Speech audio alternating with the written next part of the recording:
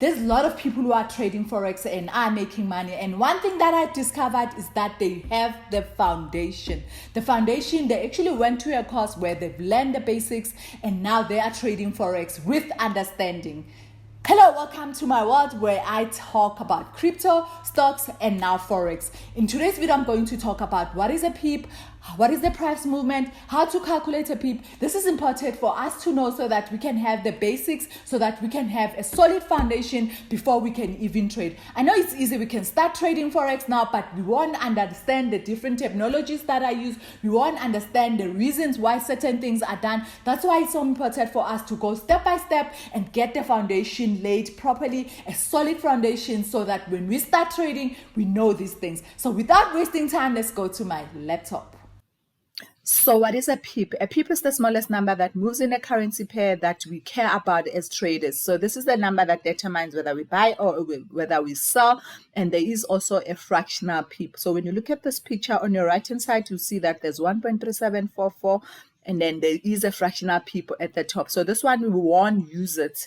So you don't need to worry about it. But then the fourth number, it is the PIP. And then when you look at the buy side as well, it's 1.3746. And then this is a PIP and this is a fractional PIP. How do we read a PIP? So we do need to read a PIP so that we can make a decision whether we buy or whether we sell.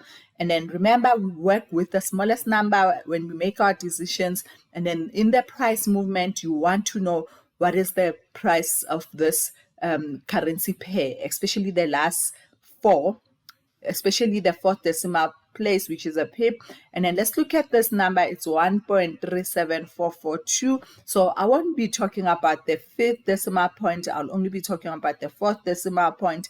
And when you look at this here, you can see that this is a GBP USD currency pair. And then when you split this number, I like to split this number into 5 points. So this is the 1 and then dot, and then the 3, the 7, and then the 4, and then the 4 as well. So the fourth number in this currency pair, you would see that after the decimal point is 1, 2, 3, 4. So obviously this, I made a mistake. It's supposed to be 4 because when you look at this, it's 1, 2, 3, 4. So this one is supposed to be a 4. And now this 4 is actually the first number, and then this other 4 is the 10th number, and then this 4 and this 7, it's actually the 100. So when we see a price movement, and if there's a change in 7, we would say that the PIP moved 100 pips, because then we see that it is on the 100 points, and then it is on the 10th, and then it is on the 1st. And then you do need to note that there is a non-yen PIP, and also all the other currency pairs, they are pips, and then we read on the fourth decimal point, but then the yen PIP we actually read on the second decimal. So what I'm saying is the fourth number 1, 2, 3, 4, then we know that it is a non-yen PIP. All the other currencies fall under non-yen, but only the yen PIP, which is the one that we read differently, and then I'll show you when we get there. So as I said, the fourth number, and then you can see 1, 2, 3, 4, this fourth number, which is this 4, and then it is a PIP. So when you look at the symbols on the right, you see that the GBP USD, it's 13744. So this is the number that I use. So you would look at the value at that time, and then you will make a decision on how much or how many PIP points did this currency move. And then let's practice so that you can understand the non-yen PIP. Remember I said there's two types, the yen PIP and also the non-yen PIP. Now we're talking about the non-yen PIP, which is the fourth decimal point. And whereas the yen PIP, it's only 2 decimal. But then I'll show you when we get there. So when you look at this price movement, let's take the same example or a different example. Let's say we take the euro and USD. And then this is the euro and USD. If this price movement changes from this last number changes from 8 to 9, we see that it has moved 1 PIP. Remember what I said in this point, that when it moved at the fourth number, we say it moved on 1 PIP. When it moves at the second number from the after the fourth decimal, then we say it moved 10 PIP. So now we can see that it moved only on 8 to 9. then we say it moved 1 pip. So if say maybe this 9 moved and then it went up, we would say that it moved 10 pips. So now you can see how to read. Let's do another example, and this one I expect you guys to do it with me. When you look at this number, you see that the number was this one, and then 8 didn't move, 9 didn't move, but then 5 moved from 5 to 7. So we see that it went up. But then how do you determine how many pips this price movement move? You can see that from 5 to 2, it moved by 2. So, and we can see that the third number, it is the 100 one. As you can see here, the third number from the right hand side, 1, 2, 3, it is moved on 100 points. So we can see that if it moved on the third number, this is the 100, this is the 10th, this is the ones, and then we would say that it moved by what? 200 pips. Let's do the last one as your example. So let's see that we have the same number, but then now 8 didn't move, but 9 did move. But as you can see that 9 actually dropped to 8. So what do we say? So I'll give you just a few seconds for you guys to say how many pips did this move, and did it go up or did it go down? Look at this. The second number, we say this is the ones, this is the 10th. So obviously it moved on the 10th. And then what do we say? I hope you got the right number when you said it dropped, and also it moved with what? 10 pips. So I hope you now know how to read these pips and also calculate how many pips that this currency pair move.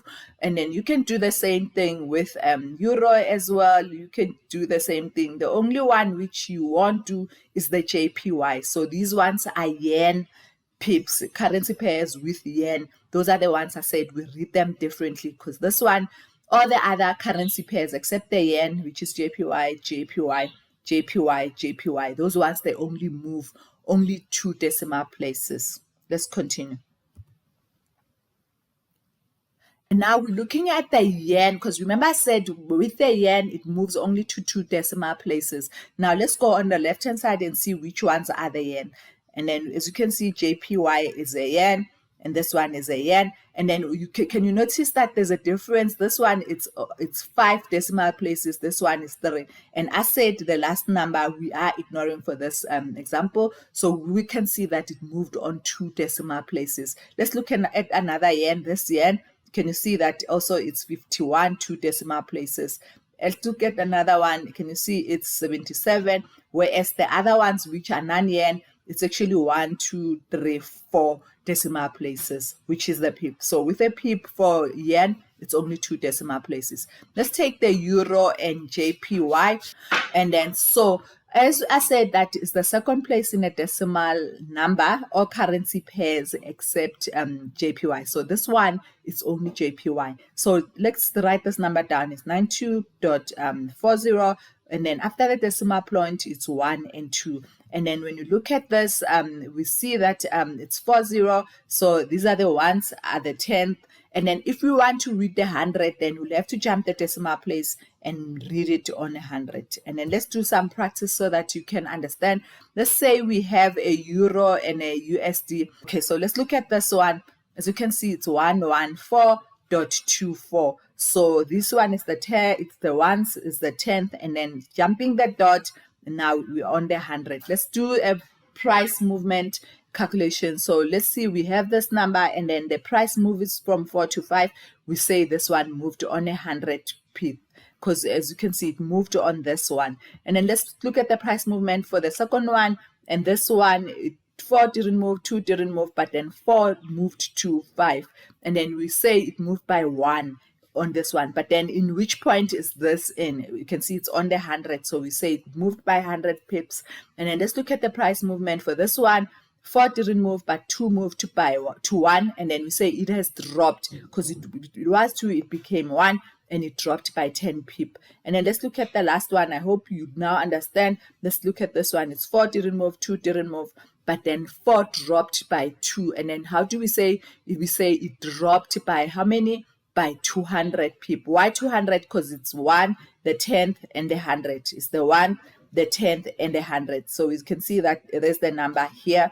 That's why we say the price movement moved by 200 pip, and it has dropped because it went up from 4 to 2. And even this one, it has dropped on the 10th, but it went down by 2 to 1, and this one it dropped by 4 to 2, and this one it went up from 4 to 5 on the 100. So we say it moved by 100 pips. It actually went up. So I hope you now understand the differences between these two, and you understand what is a pip. And just to recap, we say a pip is the smallest number that moves in a currency pair that we care about as a trader, this fourth number. But then for yen currencies, we say they only move on 2 decimal places, which is 24, which is .24, and that's what we care about. So I hope you now understand, because we are going to use this when we start trading, and it is so important for you guys to understand. Thank you so much for watching, and I hope you will practice this over and over and make sure that you understand it, so that when we start trading, we will know how to trade properly. Thank you so much for watching, and don't forget to subscribe, hit that bell notification, and share this video for anyone who's interested in learning Forex trading.